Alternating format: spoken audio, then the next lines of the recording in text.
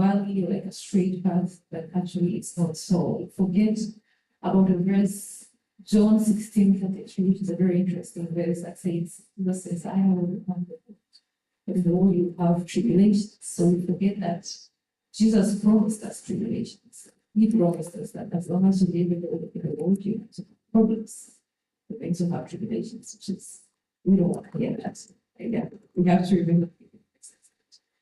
And so what we believe and how we respond in our approach to God and others towards those times is what is the most defining part for our Christian walk with God. So, take an example of Joseph. Since when he was young, he was hated by his family, and then he was thrown into the pit, then he was sold into slavery, ended up in Potiphar's house, ended up in prison again, and he became a prime minister. Through all that process, now God used all that process to try and cultivate a character that he could use for his glory. So the process is very important to God because it helps us form the character, the strength, the reliance of God that we need to fulfill the purpose that he has created us to fulfill.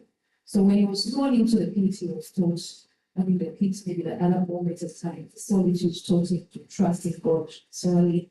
And then when he was in Potiphar's house, he was taught to rely on God again and also be faithful, even in tempting situations, and to avoid temptation as well. And then when he was in prison, maybe the lesson was patience and also people's skills.